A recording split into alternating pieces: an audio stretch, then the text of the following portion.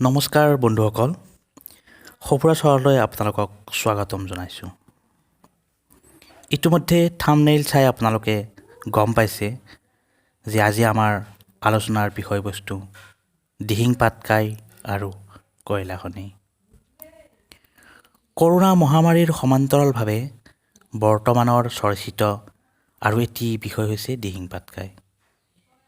কিহৰ কাৰণেনো এই চৰ্চা চলি আছে, এই বিষয়ত আজি আমি আলোচনা কৰিম বুলি ভাবিছোঁ।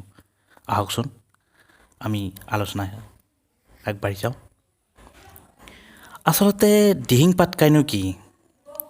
সঁচা অৰ্থত ক'বলৈ গ'লে আমি প্ৰতিজন অসমীয়াই অসমৰ গৌৰৱ বুলি ভাবোঁ দিহিং পাটকাই। অসমৰ ডিব্ৰুগড়, তিনিচুকীয়াৰ পৰা অৰুণাচললৈকে বিস্তৃত এখন বৰ্ষাৰণ্য হৈছে দিহিং পাটকাই।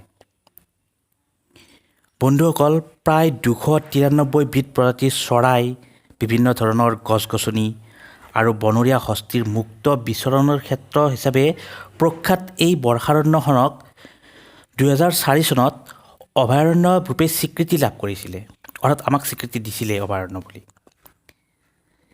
এইখিনি আচলতে এটা পৰিচয়, কিন্তু মূল কথাটো হ'ল হঠাৎ এই দিহিং পাটকাইয়ে বাতৰি কাকতত, টুইটাৰ, ফেচবুক আদিত স্থান লাভ কৰিলে।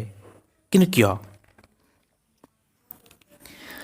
আচলতে বন্ধুসকল, আমাৰ দেশত প্ৰকৃতি আৰু বন্যজীৱৰ কাৰণে এখন বৰ্ড আছে, আৰু এইখন হৈছে NBWL, মানে national board for wildlife. আৰু যোৱা 7 এপ্ৰিলত NBWLে দিহিং পাটকাই কয়লাৰ কাৰণে খনন কাৰ্য চলোৱাৰ অনুমতি প্ৰদান কৰিছে। এতিয়া কথাটো হ'ল, ইয়াৰ পৰা কি হ'ব পাৰে? নেশ্যনেল মিনাৰেল পলিচি 2019 অৰ্থাৎ 2019 চনৰ মতে কয়লা খননে প্ৰকৃতি আৰু জীৱ জগতৰ প্ৰতি ভাবুকি কঢ়িয়াই আনে।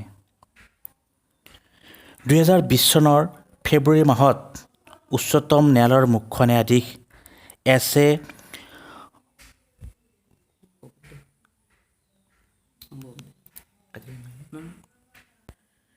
ববডেৰ নেতৃত্বাধীন বিচাৰপীঠৰ মতে কয়লা খননে প্ৰকৃতিৰ লগত জৈৱ বৈচিত্ৰ্যৰ ধ্বংস কৰে, অৰ্থাৎ জীৱ জগতৰ প্ৰতি ভাবুকি কঢ়িয়াই আনে।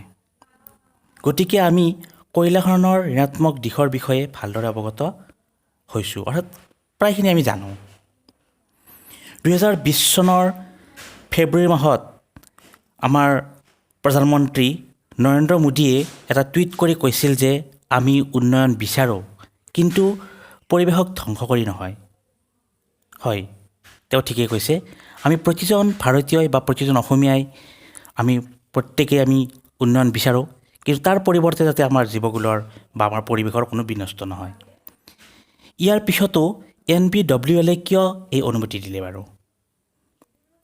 বন্ধুসকল, কাৰণ 2020 চনৰ ফেব্ৰুৱাৰী মাহত প্ৰকৃতি ভালপোৱা টুইটটোৰ গৰাকী PM মোদীয়ে হৈছে NBWLৰ বৰ্তমানৰ চেয়াৰমেন। বিভিন্নজনে সময়ে সময়ে পৰিৱেশৰ ঋণাত্মক দিশত ডাঙৰ ডাঙৰ ভাষণ কঢ়িয়াই আহিছে বা আগবঢ়াই আহিছে, কিন্তু সেয়া জানো